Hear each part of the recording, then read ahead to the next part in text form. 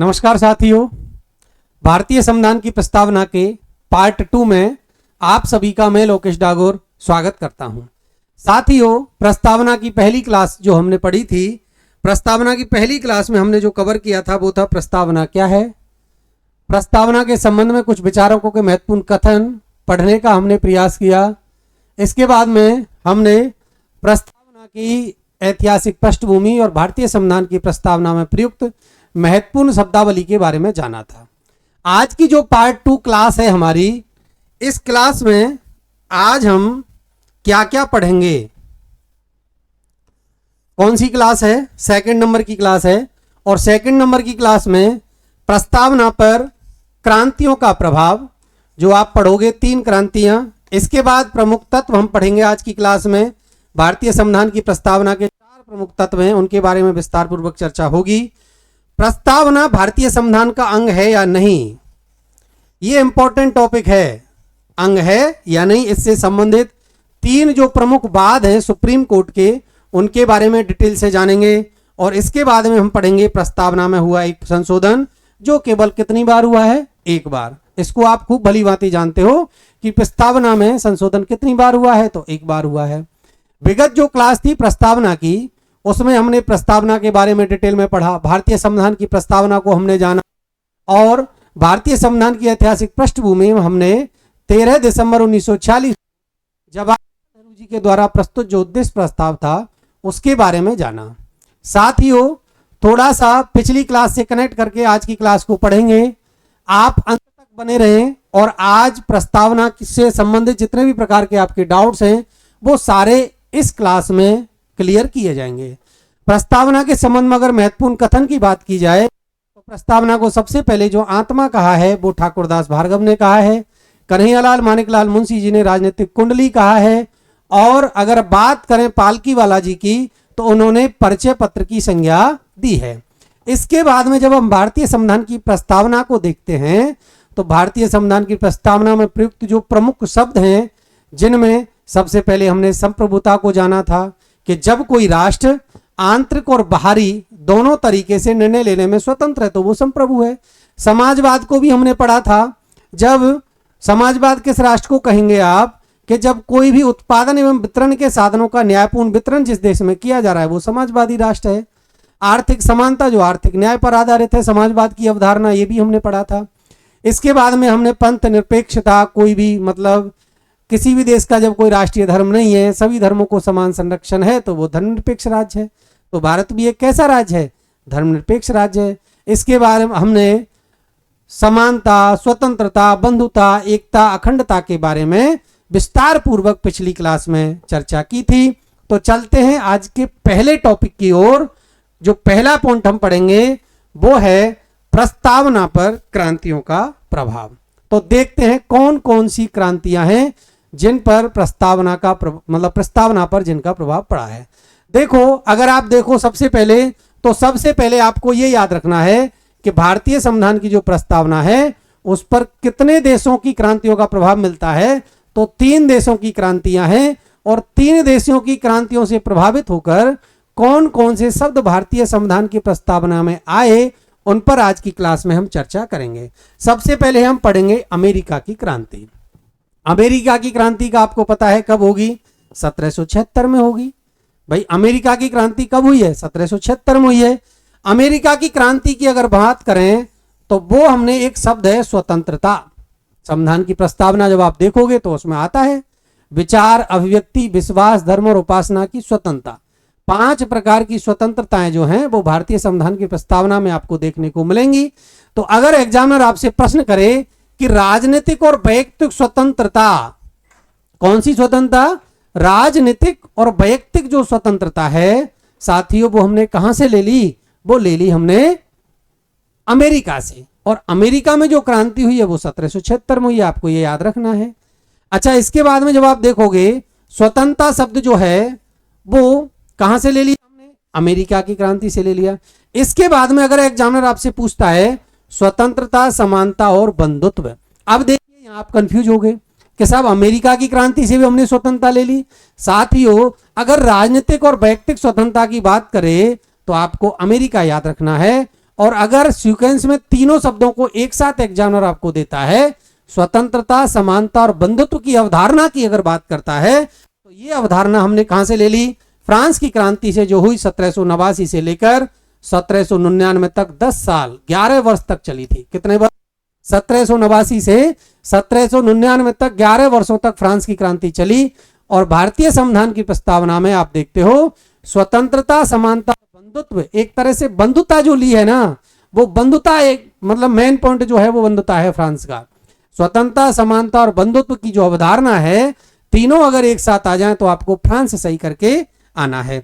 अब बात करते हैं आर्थिक समानता की। और आर्थिक समानता आपको याद होगा पिछली क्लास में जब हमने समाजवाद टॉपिक पढ़ा था, और ये समाजवाद मूल संविधान में नहीं था, ये भी हमने जाना था। कौन सा अमेंडमेंट होगा? ये होगा 42वां संशोधन। 42वां संशोधन होगा 1976, और 42वें संविधान संशोधन 1976 के द्वारा भारतीय संविधान की प्रस्तावना में एक शब्द जुड़ेगा। कौन सा? समाजवाद। वैसे शब्द तो 3 जुड़े हैं, समाजवाद, पंथ निरपेक्ष और अखंडता। समाजवाद भी शब्द जो है वो कब जुड़ा है? वो जुड़ा है 42वें संविधान संशोधन 1976 के द्वारा। अब समाजवाद जो है वो आर्थिक समानता पर आधारित है, ये हमने कल की क्लास में पढ़ा था।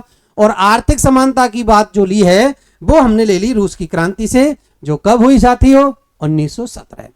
तीनों क्रांतियों को एक बार दोबारा से जान लें। देखो, पहली अमेरिका की क्रांति, जहां से हमने राजनीतिक और वैयक्तिक स्वतंत्रता ले ली, है ना।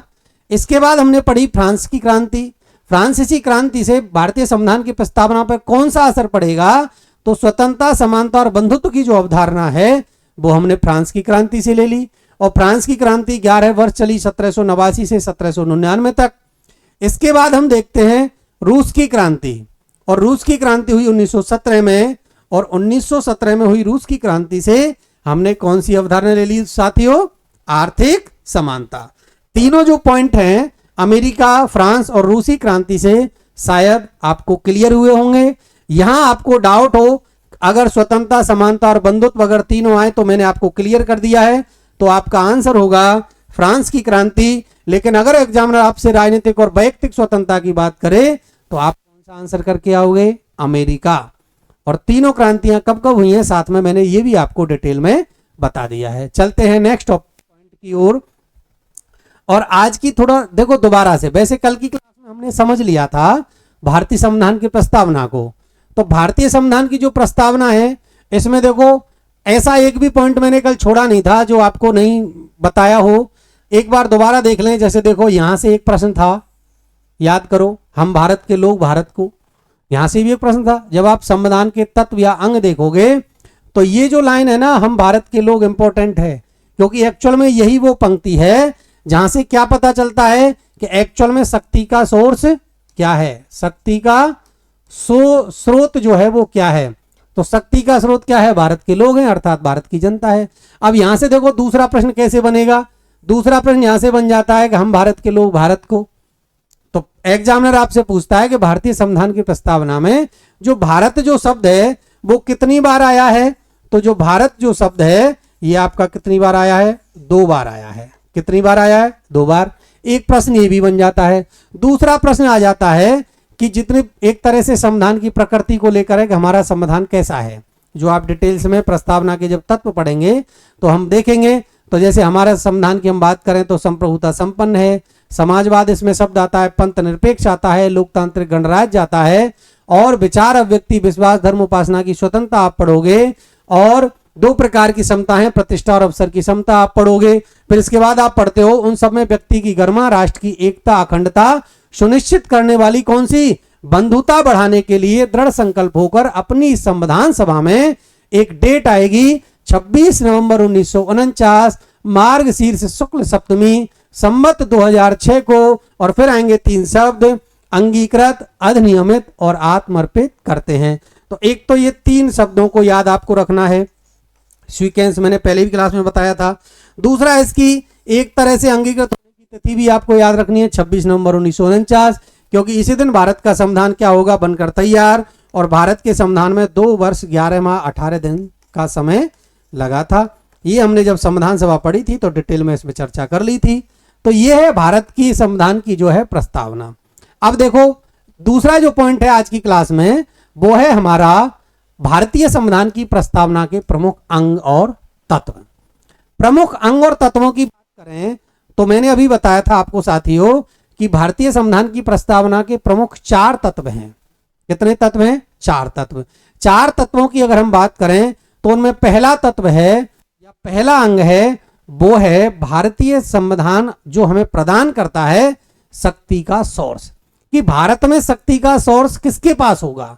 तो भारत में अगर हम बात करें, कोई आपसे पूछे कि भारत में शक्ति किसके पास है, तो भारत में एक्चुअल में शक्ति किसके पास है? भारत की जनता के पास। अब क्यों है? क्योंकि भारतीय संविधान की प्रस्तावना में सबसे पहले एक शब्द आता है हम भारत के लोग, we are the people of India. जो वर्ड है ये हमने कहां से लिया है? ये हमने लिया है दोस्तों अमेरिका से। अगर भारतीय संविधान की प्रस्तावना की अगर हम बात करें तो देखो 2 प्रकार के कंफ्यूजन हैं। अगर एग्जामिनर आपसे पूछता है कि भारतीय संविधान की प्रस्तावना कहां से ली है तो आपका आंसर अमेरिका होना चाहिए। अगर एग्जामिनर पूछता है कि हम भारत के लोग जो शब्द है ये भारतीय संविधान की प्रस्तावना में कहां से लिया है तो भी आपका आंसर होना चाहिए अमेरिका। लेकिन अगर एग्जामिनर बदले और थोड़ा सा ये पूछ ले भारतीय संविधान की प्रस्तावना की भाषा शैली, क्या पूछ ले? भाषा शैली। भाषा शैली आते ही आपका आंसर बदल जाएगा। और भारतीय संविधान की प्रस्तावना में जो भाषा शैली है वो हमने कहां से ली है साथियों? तो वो हमने ली है ऑस्ट्रेलिया से। कहां से ली है? ऑस्ट्रेलिया से। भारतीय संविधान की प्रस्तावना से रिलेटेड एक भी जो आपका डाउट है वो आज की क्लास में सारे डाउट्स क्लियर होने वाले हैं। एक भी प्रश्न आपका यहां से बाहर नहीं जाने वाला है, क्योंकि मैं ऐसा एक भी डाउट्स रहने नहीं दूंगा कि आपका डाउट रहे। अब देखिए तो 2 प्रकार के प्रश्न मैंने यहां से आपको बता दिए हम भारत के लोग से। हम भारत के लोग जो शब्द है, ये जो शब्द है ये एक्चुअल में बताता है शक्ति का सोर्स। क्या बताएगा ये? शक्ति का स्रोत। अब देखिए शक्ति का स्रोत किसको देता है? तो शक्ति का सोर्स एक्चुअल में भारत की जनता को है, और भारत की जनता के पास ही शक्ति है। ये जो बताती है ये लाइन है कौन सी? हम भारत के लोग। और ये हमने कहां से ले ली? अमेरिका से ले ली। तो भारतीय संविधान का जो पहला तत्व है वो है शक्ति का स्रोत। क्या है? शक्ति का स्रोत है। अब देखिए प्रस्तावना की प्रथम पंक्ति हम भारत के लोग इस बात का परिचायक है कि भारत में शक्ति का सोर्स किसके पास होगा? भारत की जनता के पास होगा। तो भारत की जनता के पास शक्ति है, ये अगर कहीं से आपको पता लगे तो कहां से पता लगता है? भारतीय संविधान की प्रस्तावना से। पहला जो तत्व है वो क्लियर है। दूसरा जो तत्व है भारतीय संविधान की प्रस्तावना का वो है भारतीय संविधान की प्रकृति। भारतीय संविधान की प्रकृति। भारतीय संविधान की प्रकृति की अगर हम बात करें, भारत का संविधान किस दिशा में अग्रसर है? भारतीय संविधान के निर्माता जो हैं वो भारत के संविधान को किस प्रकार का बनाना चाह रहे थे वो हमें पता चलता है भारतीय संविधान की प्रस्तावना से। और इसीलिए आपको पता है प्रस्तावना एक तरह से आई कार्ड है संविधान का, और आई कार्ड या परिचय पत्र कहने वाला जो कोई व्यक्ति है वो है पालकीवाला जी। पालकीवाला जी ने इसीलिए कहा है क्योंकि इससे दर्शन हो जाता है, पता ही लग जाता है कि एक्चुअली में भारत के जो संविधान निर्माता थे वो किस तरह के संविधान बनाना चाह रहे थे भारत के लोगों के लिए। तो भारतीय संविधान की प्रकृति का पता लगेगा, और प्रकृति का पता लगाने के लिए भारतीय संविधान की प्रस्तावना में प्रमुख जो शब्द हैं जिन पर हमने कल की क्लास में डिटेल में चर्चा की थी, जिनमें पहला शब्द आता है संप्रभु संपन्न। कैसा है? संप्रभुत्व संपन्न। ये रहा संपूर्ण प्रभु संपन्न। दूसरा जो शब्द है साथियों वो है समाजवादी। कौन सा है? समाजवादी। इसके बाद में एक शब्द आता है पंथ निरपेक्ष, और इसके बाद में एक शब्द आता है लोकतांत्रिक गणराज्य। कि भारत का जो संविधान है जो कैसा होगा वो ऐसा होगा। और इस बात का पता हमें कहां से चलता है कि भारतीय जो संविधान की प्रकृति है ना वो प्रकृति किस प्रकार की होगी, ये हमें बताने का प्रयास करती है हमारे भारतीय संविधान की प्रस्तावना। अब प्रस्तावना जब आप देखोगे तो एक बार थोड़ा सा दोबारा क्लियर कर लूं आपको। अगर कोई पूछे कि संप्रभुता या संपूर्ण प्रभु संपन्न किस देश को कहेंगे तो आपको पता होना चाहिए कि एक तरह से अगर संप्रभुता की हम बात करें जो हमने कल की क्लास में भी खूब डिटेल में चर्चा की थी, संप्रभु संपन्न आप उस देश को कहेंगे जब कोई देश आंतरिक एवं बाहरी मामलों में पूर्ण रूपेण क्या है, स्वतंत्र है। क्या है, मतलब एक तरह से आंतरिक और बाहरी रूप से बिल्कुल स्वतंत्र है, किसी प्रकार के निर्णय लेने में उस पर किसी देश की बाध्यता नहीं है, तो वो देश कैसा है, संप्रभु है। और एक डेट भी बताई थी मैंने कि भारत के संपूर्ण प्रभु संपन्न होगी तिथि आपको याद रखनी है 26 जनवरी 1950, कब संप्रभु हुआ यह। इसके बाद इसमें शब्द मिलता है संप्रभु संपन्न लोक वो समाजवाद। समाजवाद की अगर हम बात करें तो इससे रिलेटेड आपको यह भी याद रखना है कि यह पहले नहीं था, 42वें संशोधन के द्वारा जुड़ेगा और 42वां संशोधन होगा 1976 में। और इसका मतलब होता है जब उत्पादन और वितरण के साधन जो होते हैं सरकार के, उत्पादन और वितरण के साधन उनका कैसे होना चाहिए, वितरण के साधनों का न्यायपूर्ण वितरण होना चाहिए। कैसे होना चाहिए साथियों, न्यायपूर्ण वितरण होना चाहिए, तभी वो देश कैसा होगा, समाजवाद होगा। इसके बाद में एक शब्द आता है इसमें पंथ निरपेक्ष। कौन सा आता है, पंथ निरपेक्ष। अगर पंथ निरपेक्ष शब्द की हम बात करें तो पंथ निरपेक्ष आप किस राष्ट्र को कहेंगे, वो राष्ट्र जिसका कोई भी राष्ट्रीय धर्म नहीं है। लेकिन इसका मतलब ये नहीं है कि वो देश धर्म विरोधी है, धर्म विरोधी नहीं कह सकते आप। अगर कोई पंथ निरपेक्ष राष्ट्र है और उसका कोई राष्ट्रीय धर्म नहीं है तो इसका मतलब ये नहीं है कि वो धर्म विरोधी है, अपितु सभी धर्मों को समान संरक्षण, क्या है, सभी धर्मों को जब कोई राष्ट्र समान संरक्षण देता है। और भारत के लिए एक शब्द आता है सर्वधर्म संभाव। कौन सा आता है साथियों, सर्वधर्म संभाव। तो वही देश या वही राष्ट्र कैसा हो जाएगा, निरपेक्ष। क्लियर हुआ होगा। इसके बाद में आपको एक शब्द मिलता है भारतीय संविधान की प्रस्तावना में, लोकतांत्रिक। अब लोकतंत्र का मतलब होता है जनता की शासन में भागीदारी। क्या है, जनता की शासन में भागीदारी। जनता की शासन में भागीदारी से मतलब है कि ये शासन में जो भागीदारी है ये प्रत्यक्ष भी हो सकती है और अप्रत्यक्ष भी हो सकती है। प्रत्यक्ष रूप से भी जनता शासन में भागीदार हो सकती है और अप्रत्यक्ष भी हो सकती है। तो इसी आधार पर दो प्रकार के लोकतंत्र हो जाएंगे, प्रत्यक्ष लोकतंत्र और अप्रत्यक्ष लोकतंत्र। फिर इसके बाद में एक शब्द आता है गणराज्य या गणतंत्र। तो गणराज्य या गणतंत्र किसको कहेंगे आप, तो गणराज्य का मतलब होता है जब किसी देश का शासन प्रमुख या राष्ट्र अध्यक्ष वंशानुगत नहीं होगा, अर्थात राजा का बेटा जब राजा नहीं होता है और वो कैसे होगा, निर्वाचित होता है, तो उसी राष्ट्र को आप क्या बोलेंगे, वही राष्ट्र गणराज्य है। और हमारा प्रथम जो राष्ट्र अध्यक्ष बने वो बने डॉक्टर राजेंद्र प्रसाद, जो कि निर्वाचित थे, वंशानुगत थे ही नहीं, तो हमारा देश कैसा हो गया, गणराज्य हो गया।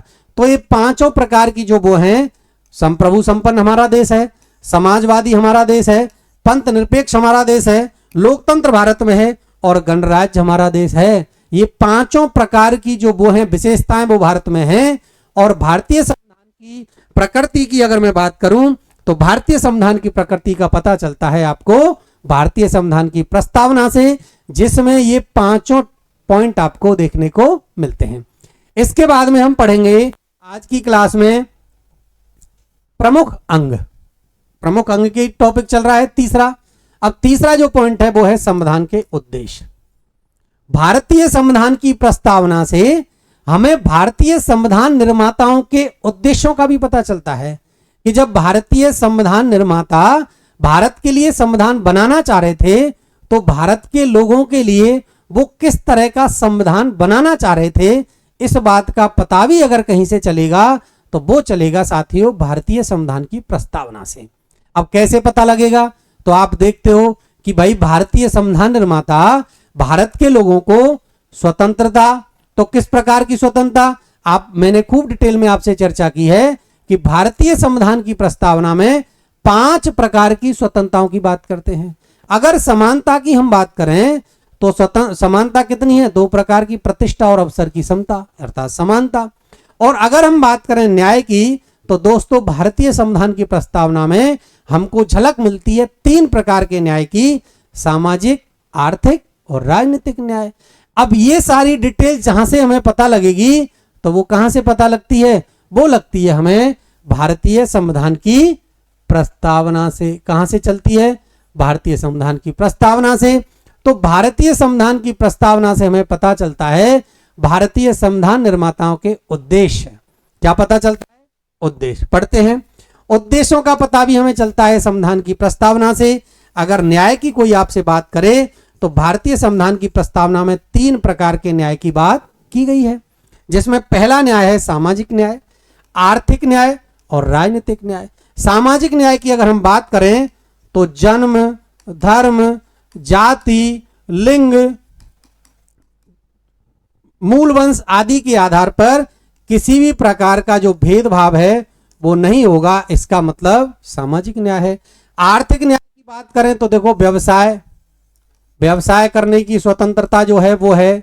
इसके बाद में एक तरह से हम बात करें आर्थिक न्याय के अंतर्गत तो समाजवाद की जो अवधारणा है वो भी किस पर आधारित है, आर्थिक न्याय पर आधारित है। अगर राजनीतिक न्याय की बात करें तो इसमें होती है राजनीति में सक्रिय भागीदारी, जिसके अंतर्गत आप पढ़ोगे कि लोगों को मत देने का अधिकार राजनीतिक न्याय में आएगा।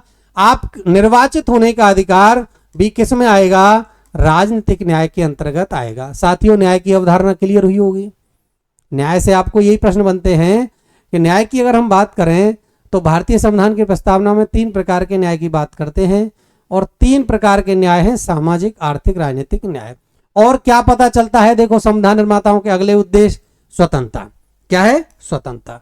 स्वतंत्रता की अगर मैं बात करूं तो देखो स्वतंत्रता का एक मूल अधिकार भी है। क्या है साथियों? स्वतंत्रता। भारतीय संविधान स्वतंत्रता की अगर हम बात करें तो मूल अधिकार जब आप पढ़ोगे ना तो मूल अधिकारों में आर्टिकल 19 से लेकर आर्टिकल 22 तक, कहां तक? आर्टिकल 19 से 22 तक भी भारतीय संविधान में आप देखोगे भाग 3 में। कौन सा पार्ट है भारतीय संविधान का? भाग 3। और यह है मूल अधिकारों से रिलेटेड। आर्टिकल 12 से 35 तक मूल अधिकारों की बात करता है भारतीय संविधान, और जिसमें आर्टिकल 19 से 22 जो है वो स्वतंत्रता है। लेकिन भारतीय संविधान की प्रस्तावना में कितने प्रकार की स्वतंत्रताओं का वर्णन है? तो वो है 5 प्रकार की। कितने प्रकार की? 5 प्रकार की, जिसमें आप देखोगे विचार, अभिव्यक्ति, विश्वास, धर्म, उपासना। क्लियर हुआ होगा। अगर आर्टिकल 19 से 22 की बात करेंगे हम तो भाग 3 हमें मूल अधिकार देखना पड़ेगा स्वतंत्रता के लिए। अगर आप बात करें भारतीय संविधान की प्रस्तावना में तो यहां 5 प्रकार की स्वतंत्रताएं आपको देखने को मिलती हैं, और वो है विचार, अभिव्यक्ति, विश्वास, धर्म, उपासना। क्लियर हुई होगी स्वतंत्रता वाला। इसके बाद में आप देखोगे इसमें आप उद्देश्य के अंतर्गत, तो साथियों उद्देश्य जब आप देखते हो तो उद्देश्य में आप पढ़ते हो समानता। पहले हमने न्याय कर लिया, इसके बाद में हमने स्वतंत्रता कर ली, और इसके बाद में समता अर्थात समानता। तो भारतीय संविधान की प्रस्तावना नागरिकों को 2 प्रकार की समानता की या समता की बात करती है। अब 2 प्रकार की समता कौन सी है? प्रतिष्ठा और अवसर की समता। तो दोस्तों अगर भारतीय संविधान की प्रस्तावना की हम बात करें तो भारतीय संविधान की प्रस्तावना में कितनी प्रकार की समानता हैं? 2 प्रकार की समानताएं आपको देखने को मिलेंगी, प्रतिष्ठा और अवसर की समता। संविधान निर्माताओं के उद्देश्यों को लेकर क्लियर हुआ होगा आपको, जैसे पहला न्याय, दूसरी स्वतंत्रता और तीसरा समानता। अगर हम बात करें उद्देश्य प्रस्ताव की तो यहां पर आपको यह भी याद रखना है कि भाई एक्चुअल में जो उद्देश्य प्रस्ताव था पंडित नेहरू जी का 13 दिसंबर 1946 वाला, यही तो वर्तमान की उद्देश्य का है। तो उसमें कितने प्रकार की वो थी समानता? उसमें 3 प्रकार की समानताएं थी। एक समानता विधि के समक्ष समानता भी उसमें थी, लेकिन प्रस्तावना में केवल हमको 2 प्रकार की समानताएं देखने को मिलती हैं। क्लियर है? कोई डाउट हो तो आप कमेंट सेक्शन में कमेंट करके क्लियर कर सकते हैं। चलते हैं नेक्स्ट पॉइंट की ओर, और नेक्स्ट पॉइंट है हमारा कि प्रस्तावना से हमें पता चलता है भारतीय संविधान के अंगीकृत, अधिनियमित और आत्म अर्पित होने की तिथि का। तो जब आप देखते हो भारतीय संविधान की प्रस्तावना आप पढ़ोगे तो उसमें तिथि आपको देखने को मिलेगी 26 नवंबर 1949 मार्गशीर्ष शुक्ल सप्तमी संवत 2006 को क्या करेंगे हम? अंगीकृत, अधिनियमित और आत्मर्पित करते हैं। और यही वो तिथि है जिस दिन भारत का जो संविधान है वो बनकर तैयार होगा, और एक तरह से कहें तो उसी दिन 16 अनुच्छेद लागू भी हो जाएंगे, और आंशिक रूप से लागू होने की तिथि भी यही है, अंगीकृत होने की तिथि भी यही है। और ये जो बात हमें पता चलता है, ये बात हमें बताती है भारतीय संविधान की प्रस्तावना। तो भारतीय संविधान की प्रस्तावना के 4 अंगों की हमने इस क्लास में बात की। जिसमें पहला तत्व था कि भारतीय संविधान एक्चुअल में शक्ति किसको देता है, तो जनता को देगा। इसके बाद में हमने पढ़ा था कि भारतीय संविधान की प्रकृति क्या है, तो वो कौन सी थी, संप्रभु संपन्न, समाजवाद, पंथ निरपेक्ष, लोकतांत्रिक गणराज्य, जिससे पता चलता है कि भारतीय संविधान की प्रकृति कैसी है। इसके बाद में हमने पढ़ा था संविधान निर्माताओं के उद्देश्य, कि वो भारत के नागरिकों को कौन कौन से अधिकार देना चाह रहे हैं, तो वो हमने पढ़े स्वतंत्रता, समानता और एक था न्याय। न्याय हमने पढ़ा, 3 प्रकार के न्याय की बात की। स्वतंत्रता हमने पढ़ी, 5 प्रकार की स्वतंत्रता है, और समानता या समता की हमने बात की थी, 2 प्रकार की समानता या समता थी। इसके बाद में हम पढ़ेंगे भारतीय संविधान के अंगीकृत, अधिनियमित और आत्म अर्पित होने की तिथि। और साथियों, बार बार मैं तुमसे कहता आ रहा हूं कि यही जो सीक्वेंस है ना, यही सीक्वेंस आपको याद रख के चलना है। अंगीकृत, अधिनियमित और आत्मर्पित होने की तिथि आपसे पूछे एग्जामिनर, तो आपको डेट याद रखनी है 26 नवंबर 1949। 26 नवंबर 1949 को संविधान अंगीकृत, अधिनियमित और आत्मर्पित होगा। और साथियों, ये रही डेट, कौन सी है, 26 नवंबर 1949। और 26 नवंबर 1949 को हमारा संविधान बनकर तैयार हो जाएगा। और आपने पिछली क्लास संविधान सभा वाली में पढ़ा था कितने दिन का समय लगा संविधान निर्माण में भारत के में, तो वो आपको याद रखना है, 2 वर्ष 11 माह 18 दिन। कितने दिन लगे, 2 वर्ष 11 माह 18 दिन में भारत का संविधान बनकर तैयार हो जाएगा।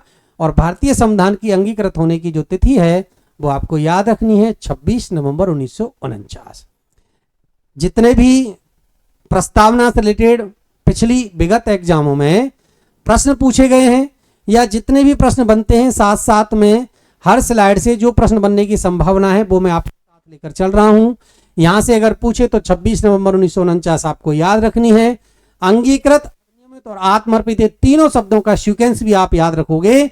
और भारत के संविधान में बनने में समय लगेगा 2 वर्ष 11 माह 18 दिन, ये भी आपको याद रखना है। चलते हैं नेक्स्ट बिंदु की ओर। और आज की क्लास का नेक्स्ट बिंदु है बहुत प्यारा बिंदु है प्रस्तावना से रिलेटेड, और वो है प्रस्तावना भारतीय संविधान का अंग है या नहीं। दोस्तों, इसमें आपको 3 वाद याद रखने हैं, मोस्ट इंपॉर्टेंट है तीनों के तीनों, जिसमें से दूसरा वाला वाद केशवानंद भारती वाद। तो एक तरह से कहें हम, भारतीय न्यायिक इतिहास में सबसे बड़ी खंडपीठ जिसमें गठित हुई थी वो केशवानंद भारती वाद है।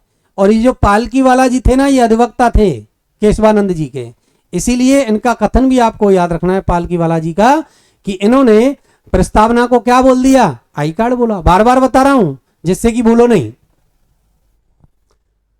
तो चलते हैं आज के पॉइंट की ओर।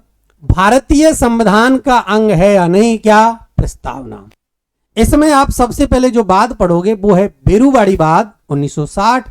इसके बाद में हम पढ़ेंगे केशवानंद भारती वाद 1973, और इसके बाद एक बाद आएगा LIC ऑफ इंडिया 1995। इन तीनों वादों में उच्चतम न्यायालय ने अपने जो निर्णय दिए हैं वो महत्वपूर्ण निर्णय हैं, और तीनों के तीनों निर्णयों में सुप्रीम कोर्ट क्या निर्णय देगा ये आपको याद रखते चलना है। सबसे पहले तो इसकी ईयर आपको याद रखना है, बेरूवाड़ी वाद 1960। बेरूवाड़ी वाद की अगर हम बात करें तो जब मैं आर्टिकल्स पढ़ाऊंगा तो आप बात करते हैं आर्टिकल 1 से लेकर 4 तक की। 1 से लेकर 4 में जब आप डिटेल्स में चर्चा करेंगे हम कभी, तब बेरूवाड़ी वाद बहुत ही बारीकी से समझाने का प्रयास करूंगा और समझ में आएगा भी। अब ये जो बेरूवाड़ी है ना, यहां पर आप इतना याद रख लो केवल कि ये जो बेरूवाड़ी है ना, एक ये जगह थी और ये थी पश्चिमी बंगाल में। कहां थी? पश्चिमी बंगाल में जगह थी ये। वर्तमान में यह भारत में नहीं है, पहले हुआ करती थी, लेकिन 1952 में एक वाद होगा और उसके बाद पंडित नेहरू जी बेरूवाड़ी को क्या दे देंगे, पाकिस्तान को। जो उस समय 1952 की हम बात कर रहे हैं, तो 1952 में क्या था, बांग्लादेश तो था नहीं, बांग्लादेश तो बना 1975 में। अब होगा क्या, सॉरी 71 में, 71 में बांग्लादेश बना है। लेकिन ये जो बेरूबाड़ी है वर्तमान में अगर बात करें तो बांग्लादेश में है, लेकिन 1952 में जब ये बाद हुआ था तब की बात करें तब ये पश्चिमी बंगाल में हुआ करता था। और पंडित नेहरू जी ने इसको किसको देने का प्रयास किया? पाकिस्तान, उस समय जो पूर्वी पाकिस्तान था उसको दिया, लेकिन सुप्रीम कोर्ट ने रोक लगा दी। आर्टिकल 143 आप पढ़ोगे, तत्कालीन राष्ट्रपति हैं डॉक्टर राजेंद्र प्रसाद 1958 में सॉरी, तो उनसे ये सुप्रीम कोर्ट से परामर्श लेंगे तब ये बाद आएगा। एक्चुअल में ये रिलेटेड तो उससे है, लेकिन इसका इफेक्ट प्रस्तावना पर भी है। तो वो देखते हैं कि प्रस्तावना पर बेरूबाड़ी बाद 1960 का इफेक्ट क्या था, क्योंकि आपको प्रस्तावना से रिलेटेड, प्रस्तावना भारतीय संविधान का अंग है या नहीं, इससे आपको 3 बाद आपको याद रखने हैं, बेरूबाड़ी, केशवानंद और LIC बाद। अब बेरूबाड़ी बाद में जो सुप्रीम कोर्ट निर्णय देगा वो आपको, अब यहां से एग्जामिनर प्रश्न कैसे बनता है देखो। अब अगर एग्जामिनर आपसे यह प्रश्न करता है कि प्रस्तावना भारतीय संविधान का अंग है या नहीं, तो बेरूबाड़ी बाद 1960 में सुप्रीम कोर्ट निर्णय देगा कि वो प्रस्तावना जो है वो संविधान का पार्ट ही नहीं है। केशवानंद भारतीवाद की अगर हम बात करें 1973 वाले की, इसमें सुप्रीम कोर्ट अपने पूर्ववर्ती निर्णय से पलट जाएगा और केशवानंद भारतीवाद 1973 में सुप्रीम कोर्ट निर्णय देगा कि प्रस्तावना संविधान का पार्ट है। तो अब दोनों डाउट क्लियर हुए होंगे कि प्रस्तावना को पार्ट जिस बाद में नहीं बताया भारतीय संविधान का, तो वो वाद है बेरूबाड़ी, और प्रस्तावना को सबसे पहले पार्ट बताया तो वो वाद कौन सा है? केशवानंद भारतीवाद 1973। लेकिन साथ में एक अवधारणा दी कि प्रस्तावना भारतीय संविधान का भाग है 1973 में, और इसमें जब भाग है तो संशोधन किया जा सकता है। अब संशोधन करने की शक्ति आर्टिकल 368 के तहत किसके पास है? संसद के पास। लेकिन साथ में एक मूलभूत ढांचे की अवधारणा आएगी, तो मूलभूत ढांचे की अवधारणा कौन से वाद से रिलेटेड है? केशवानंद भारतीवाद से। पहली बार प्रस्तावना को संविधान का पार्ट किसने माना? केशवानंद भारतीवाद में माना सुप्रीम कोर्ट ने। प्रस्तावना संविधान का भाग नहीं है, ये सुप्रीम कोर्ट ने अपना निर्णय किस में दिया? 1960 में दिया। प्रस्तावना को भारतीय संविधान का आंतरिक हिस्सा जिस बाद में बताया है, तो वो बताया है LIC बाद 1995 में। LIC बाद 1995 में भी प्रस्तावना को भारतीय संविधान का अंग माना है, लेकिन पहले वाले वाद जो है बेरूबाड़ी बाद 1960, इसमें प्रस्तावना को भारतीय संविधान का अंग नहीं माना। तीनों डाउट क्लियर हुएंगे तीनों बातों को लेकर। देखो एक्चुअल में जो ये हमारा जो बिंदु है वो है, समझने का प्रयास करो। दोबारा एक बार और बता दूं, अगर किसी के समझ में नहीं आया होगा, वैसे इतने अच्छे तरीके से समझाया कि समझ में आ गया होगा, लेकिन अगर नहीं आ रहा है तो दोबारा और पढ़ लें। देखो एक्चुअल में आज जो बिंदु है वो क्या है? वो है प्रस्तावना संविधान का भाग है या नहीं है। अब प्रस्तावना संविधान का भाग है, ये तो कहा केशवानंद भारतीवाद में और LIC बाद में, लेकिन प्रस्तावना संविधान का भाग नहीं है तो किस में नहीं माना? बेरूबाड़ी 60 में सुप्रीम कोर्ट ने। और सुप्रीम कोर्ट अपने निर्णय से कब पलटेगा? तो केशवानंद भारतीवाद में पलटेगा। आंतरिक हिस्सा किस में माना है? वो LIC बाद में माना है। आधारभूत या मूलभूत ढांचे की अवधारणा किस में दी? तो वो केशवानंद भारतीवाद में दी। आशा करता हूं सारे जो डाउट्स हैं प्रस्तावना अंग और नहीं से आपके क्लियर हुए होंगे। डिटेल्स में एक बार चर्चा और कर लेते हैं। बेरूबाड़ी जो बाद है कहां पर है मैंने बता दिया था। वर्तमान में बात करें तो बांग्लादेश में है। उस समय पश्चिमी बंगाल में हुआ करता था 1975 तक, वो सॉरी 1952 तक। उसके बाद में 58 में इसको दे देंगे हम पाकिस्तान को, और पाकिस्तान कौन सा? पूर्वी पाकिस्तान, जो 71 में हो जाएगा बांग्लादेश। तो वर्तमान में जो बेरूबाड़ी है ये बांग्लादेश में है। अब इससे रिलेटेड जो बाद है ये आएगा बेरूबाड़ी बाद 1960। इसमें उच्चतम न्यायालय ने अपना निर्णय दिया कि प्रस्तावना भारतीय संविधान का अंग नहीं है। अब एग्जामिनर यहां से ये प्रश्न करता है कि प्रस्तावना भारतीय संविधान का अंग नहीं है, ये किस बाद में निर्णय दिए सुप्रीम कोर्ट ने? तो आपको याद रखना है बेरूबाड़ी बाद 1960 में निर्णय देगा। अब इसमें क्या कहा कि भारतीय संविधान निर्माताओं के मस्तिष्क की अर्थात विचारों की कुंजी है। यह भी आपको याद रखना है कि प्रस्तावना को भारतीय संविधान निर्माताओं के मस्तिष्क और विचारों की कुंजी कहने वाला जो निर्णय था वो कौन सा था? बेरूबाड़ी बाद 1960 था। क्लियर है? चलते हैं नेक्स्ट बिंदु, और दूसरा जो वाद है वो है केशवानंद भारतीवाद 1973। अब केशवानंद भारतीवाद 1973 से आपको एक तो ईयर याद रखना है, 1973 है। केशवानंद भारतीवाद से आपको यह भी याद रखना है कि भारतीय न्यायिक इतिहास की अगर सबसे एक बड़ी खंडपीठ है तो वो कौन से में बैठी थी, वो बैठी थी केशवानंद भारतीवाद 1973 में। अब इसमें निर्णय क्या आएगा, तो इसमें निर्णय देगा सुप्रीम कोर्ट अपने पूर्ववर्ती निर्णय जो कब दिया बेरुवाड़ीवाद में, कि प्रस्तावना संविधान का पार्ट नहीं है। ठीक है, अब इसमें दिया निर्णय बेरुवाड़ीवाद में नहीं है, और 1973 में केशवानंद भारतीवाद में सुप्रीम कोर्ट अपने पहले निर्णय को बदलेगा और क्या कहेगा, preamble is a part of Indian constitution, कि प्रस्तावना भारतीय संविधान का भाग है। और पहली बार किसी बाद में या निर्णय में माना कि प्रस्तावना भारतीय संविधान का भाग है, तो वो कौन सा है, केशवानंद भारतीवाद। बार बार जो मैं बता रहा हूं ना, वो इसलिए बता रहा हूं आपको कि आपके सारे डाउट्स इस क्लास में क्लियर हो जाएं और कोई भी कंफ्यूजन आपको नहीं रखना है। अगर अब भी आपको कुछ ऐसा लगता है तो आप कमेंट कर सकते हैं, मेरी टीम आपको निश्चित रूप से रिप्लाई देगी।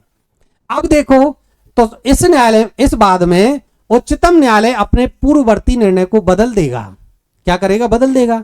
और क्या कहा कि प्रस्तावना भारतीय संविधान का भाग है, यह निर्णय दिया केशवानंद भारतीवाद में।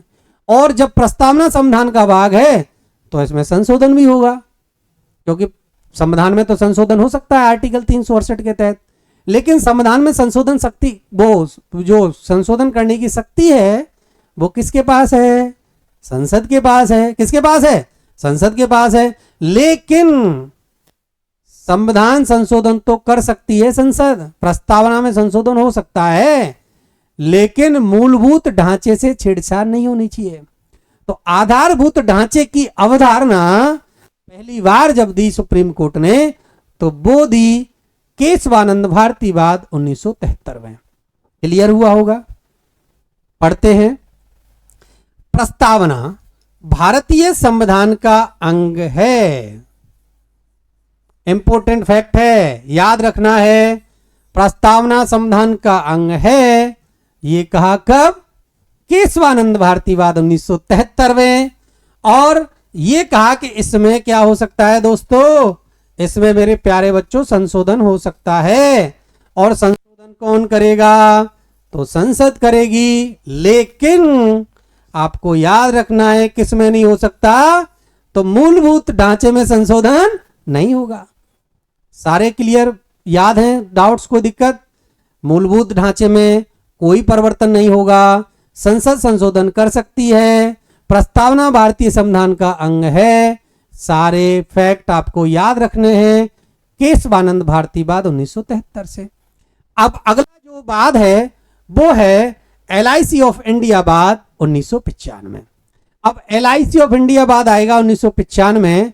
इसमें भी क्या होगा, देखो प्रस्तावना से रिलेटेड मैंने आपको 3 प्रमुख बाद बताए हैं, एक बेरुवाड़ीवाद, एक केशवानंद भारतीवाद और एक है आपका LIC ऑफ इंडिया बाद 1995। पहले में प्रस्तावना को संविधान का पार्ट नहीं मानेंगे, और दोनों में, बाद वालों में, केशवानंद और LIC वाले में, दोनों में प्रस्तावना को संविधान का पार्ट मानेंगे। ये याद रखना है आपको। आधारभूत ढांचा अगर आ जाए तो आधारभूत ढांचे की जो अवधारणा है वो किसमें है, केशवानंद भारती में है, ये याद रखना है। अगर आंतरिक हिस्सा आ जाए, क्या आ जाए, आंतरिक हिस्सा, कि प्रस्तावना को संविधान का आंतरिक हिस्सा किसमें माना, तो वो बात है LIC ऑफ इंडिया 1995। पढ़ते हैं, LIC ऑफ इंडिया बाद 1995। इस बाद में उच्चतम न्यायालय ने प्रस्तावना को भारतीय संविधान का अंग माना। क्या माना, कि भारतीय संविधान का अंग है। और ये तो केशवानंद भारतीवाद में भी मान लिया था, है ना, और इसमें भी यही माना। लेकिन इसमें यह कहा है कि ये जो भारतीय संविधान का क्या है, आंतरिक हिस्सा। तो आंतरिक हिस्सा से आपको याद रखना है LIC ऑफ इंडिया बाद 1995। 1995 में सुप्रीम कोर्ट आंतरिक हिस्सा मानेगा प्रस्तावना को। दोस्तों आज की क्लास में हमने सबसे पहले जो पढ़ा वो क्या पढ़ा था, सबसे पहले अगर हमने डिटेल में चर्चा की तो हम चले थे पहले पिछली क्लास से मैंने आपको कनेक्ट करने का प्रयास किया था। संविधान की सबसे पहले हमने प्रस्तावना की, क्रांतियों का प्रभाव जाना आज की क्लास में। इसके बाद में हमने संविधान के प्रमुख तत्व और अंगों की बात कर ली थी, जिसमें हमने क्या क्या पता चलता है। पहले ही पता चलेगा शक्ति का सोर्स का। इसके बाद में हमने पढ़ा था संविधान की प्रकृति। इसके बाद में हमने पढ़ा संविधान निर्माताओं के उद्देश्य और अंगीकृत होने की तिथि। ये चारों तत्व डिटेल्स में पढ़े हैं। इसके बाद में अभी जिस टॉपिक पर हम बात कर रहे हैं वो है प्रस्तावना संविधान का अंग है या नहीं, इसको भी हमने पढ़ लिया। आज की क्लास का एक अंतिम जो बिंदु है वो है प्रस्तावना में संशोधन। क्या हुआ? प्रस्तावना में संशोधन। इसके बाद में एक दो इंपॉर्टेंट फैक्ट और हैं, और इसी के साथ प्रस्तावना से रिलेटेड एक भी लाइन, सिंगल लाइन मैंने आपको पूरे क्लास में दोनों में छोड़ी नहीं है जो आपको प्रस्तावना से रिलेटेड समझ में नहीं आए। बस आपको क्या करना है, वीडियो को स्किप नहीं करना है, वीडियो को पूरी देखना है। मैं दिन रात मेहनत कर रहा हूं सिर्फ तुम्हारे लिए, ठीक है। अब ये जो मेहनत है ना, इस मेहनत को आप किस तरह से फलीभूत करते हो ये आपके ऊपर है। हालांकि पिछली 4 वीडियो में आपका जो स्नेह और प्यार मिल रहा है वो बहुत अच्छा देखने को मिल रहा है। मैं आपसे यही अपेक्षा करूंगा कि ये जो स्नेह और प्यार आपने हमारे लिए, हमारी पूरी टीम के लिए दे रहे हो ना, ये आपको बनाए रखना है।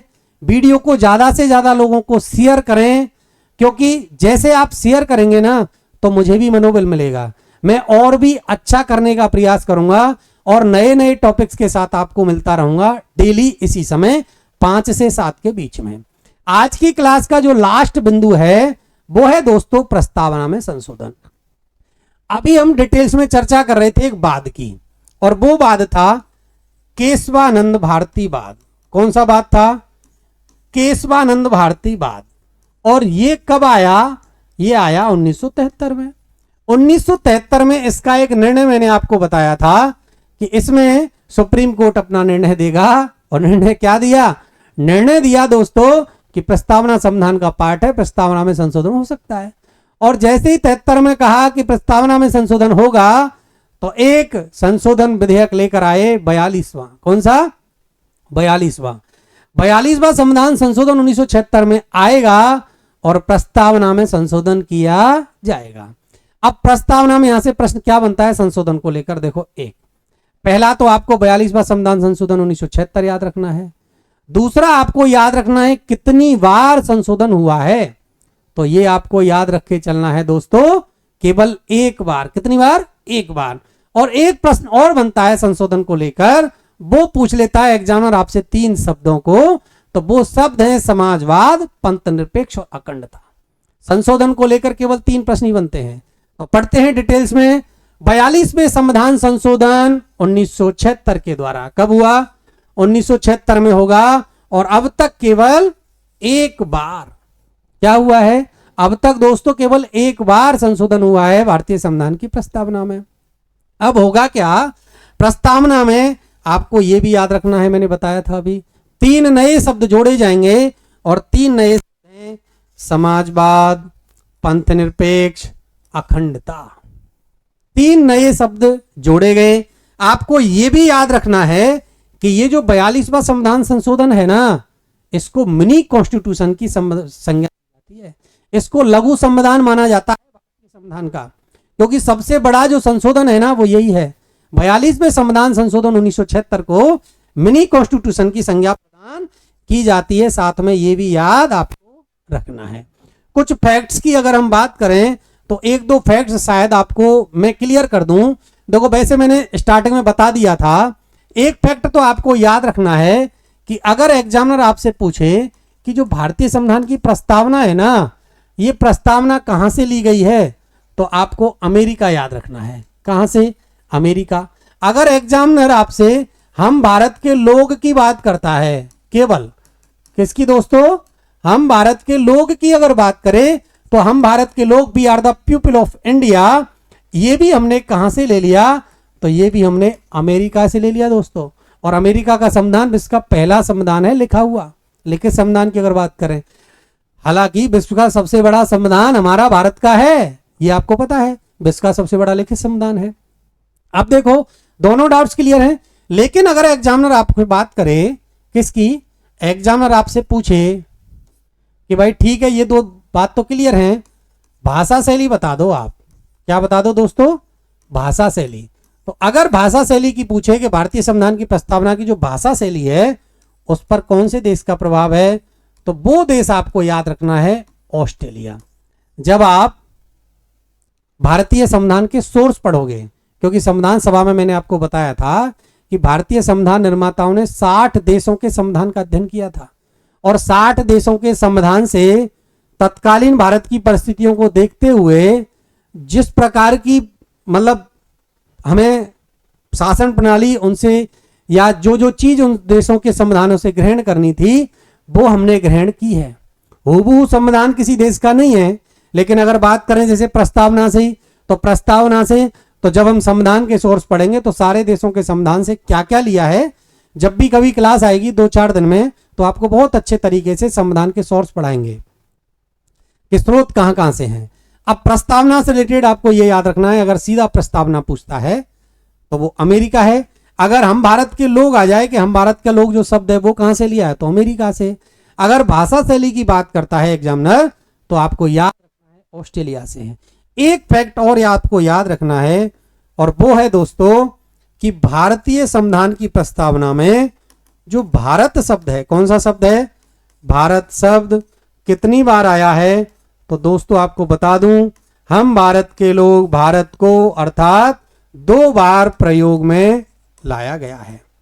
क्योंकि आप क्या पढ़ते हो, हम भारत के लोग भारत को, हम भारत के लोग भारत को।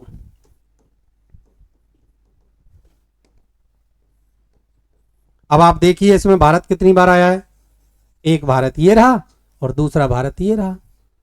तो प्रस्तावना से रिलेटेड जितने प्रकार के आपके डाउट्स हैं वो सारे क्लियर हुए होंगे। प्रस्तावना को बहुत ही अच्छी तरीके से हमने 2 क्लासेज में पढ़ने का प्रयास किया है दोस्तों। भारतीय संविधान की प्रस्तावना और संविधान सभा, ये 2 टॉपिक हमने क्लियर कर लिए हैं। 2 टॉपिक से रिलेटेड जितने भी प्रश्न बनते हैं वो सारे प्रश्न मैं आपको संडे स्पेशल क्लासेज में लेकर आऊंगा। समय मेरा वही रहने वाला है 5 से 7। तो साथियों आज की क्लास हम यहीं पर समाप्त करते हैं।